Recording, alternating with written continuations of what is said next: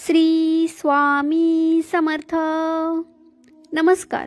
तुम्ही ज्या बातमीची वाट बघत आहात, तुम्हाला जी बातमी हवी आहे, तुम्ही ज्या गोष्टीच्या प्रतीक्षेत आहात, ती गोष्ट तुम्हाला लवकरच मिळणार आहे. परमेश्वराच्या या दरबारात थोडासा उशीर आहे, परंतु निराशा मात्र अजिबात नाही. म्हणून देवाची सेवा सुरू ठेवा, देवाची सेवा करत राहा. येणारा काळ तुमच्यासाठी प्रचंड शक्तिशाली असणार आहे. त्यामुळे तुमच्या नशिबात असणारे आमूलाग्र बदल तुम्हाला बघायला मिळणार आहेत. म्हणून मनात देवाबद्दल प्रेम, विश्वास आणि श्रद्धा असली पाहिजे. मनात कुठल्याच प्रकारे वाईट विचार नकोत. मन मोकळं असायला हवं, सत्यवादी असायला हवं, ज्यात फक्त प्रेम आणि सत्यासाठी जागा असेल. आपल्या मनामध्ये जे विचार असतात तेच मुखामध्ये येत असतात. म्हणून तुमचं मन आधी निर्मळ करा. दुनिया आपोआप चांगली दिसू लागेल. जर कोणी तुमच्यासोबत वाईट वागत असेल तर तुम्ही कोणासोबत वाईट वागू नका. जरी तुम्हाला कोणी खोटं ठरवत असेल, परंतु तुम्ही कधीच खोटं बोलू नका. कारण कोण तुमच्याशी कसं वागतंय हे सर्व काही देव बघत आहे आणि योग्य वेळ आली की देव त्यांना जी शिक्षा द्यायची ती शिक्षा देणारच आहे. तुम्ही फक्त तुमचं कार्य सुरू ठेवा. परमेश्वराला देखील वाटतं की तुम्ही आयुष्यात चांगलं करावं. परमेश्वर तुम्हाला मार्ग दाखवण्याचं काम करत आहेत. तुम्ही त्या मार्गावर चालायचं की नाही हा पूर्णपणे तुमचा निर्णय आहे. जर तुम्ही परमेश्वराने दाखवलेल्या चांगल्या मार्गावर चालत नसाल तर तुमचा भक्तिमार्ग व्यर्थहीन ठरेल. पहिली गोष्ट म्हणजे विश्वास, दुसरी गोष्ट म्हणजे चांगला मार्ग आणि तिसरी गोष्ट म्हणजे देवाने पाठवलेल्या प्रत्येक संदेशाचं मार्गीकरण करणं आणि त्या संदेशाच्या प्रमाणे नियमित वागणं. हे जीवन जगताना आपल्याला परमेश्वराच्या मार्गाचा उपयोग करावा लागतो आणि तो मार्ग आपण पाळला नाही तर जीवनात आपल्याला अनेक समस्यांना सामना करावा लागतो. जो व्यक्ती पूर्वीपासून सेवा करत आलाय त्याचे जीवन हे उदार होऊन गेलं आहे. त्याला आता कुठल्याच प्रकारे संकटे येत नाहीत, कारण त्याला परमेश्वराने सांगितलेल्या प्रत्येक गोष्टीचा अर्थ समजला आहे. जो भक्त नवीन आहे त्याला अजून काही गोष्टी समजायच्या बाकी आहेत. म्हणून तुम्ही जर त्या गोष्टींपासून लांब असाल तर त्या गोष्टींजवळ जा, त्या गोष्टींना अंगीकृत करा. चांगल्या मनाची लोक कधीच वाईट असू शकत नाहीत, हे देखील तेवढंच सत्य आहे. म्हणून आपल्याला कोणाचं वाईट करायचं नाही आणि कोणाचं वाईट होऊ द्यायचं नाही. कुणाकडे वाईट नजरेने बघायचं नाही, कोणाबद्दल वाईट चिंतायचं नाही. जे करतील परमेश्वर त्यांच्या मनाने चांगलंच करतील.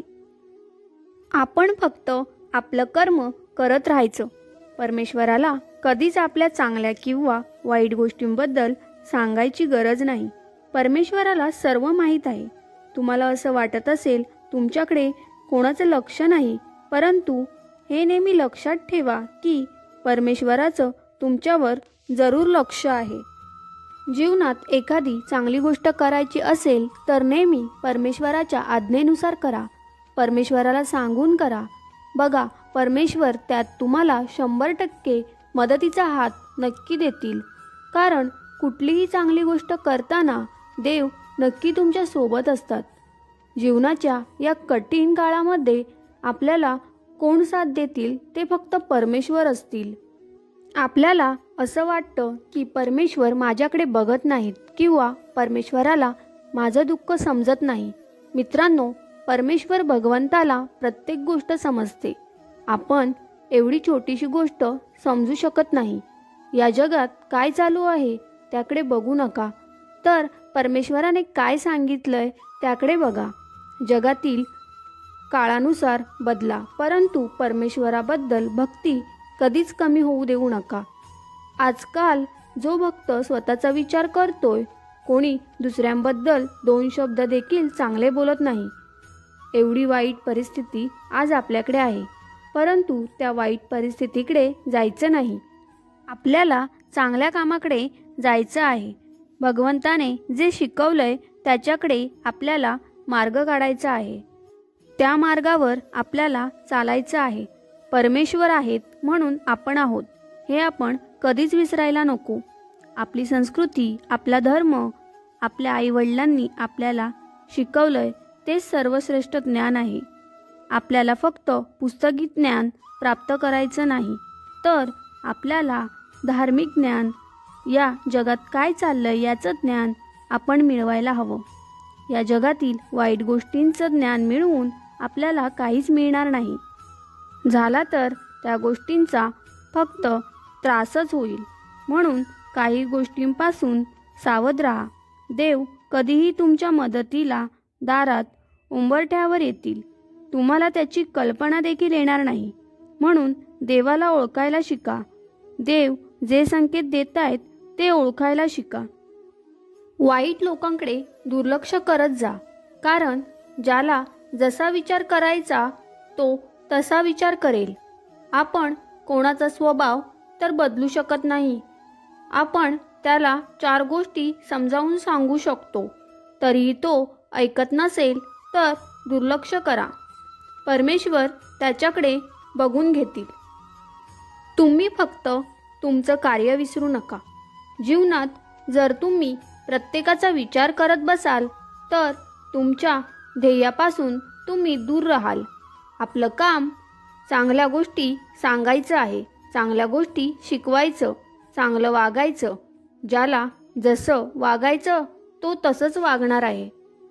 त्याला काहीही सांगितलं तरीही तो ऐकणार नाही.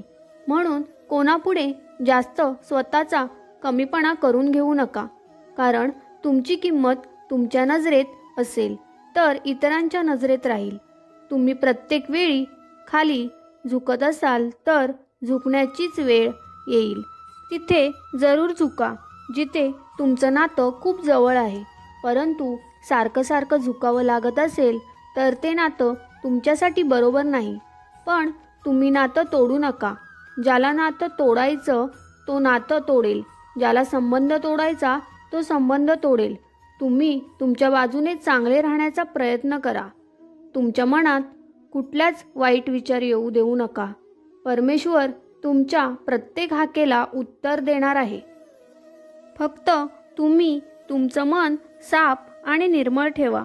तुम्ही स्वतः चांगले राहिलात तर सर्वजण तुमच्यासोबत चांगले राहतील.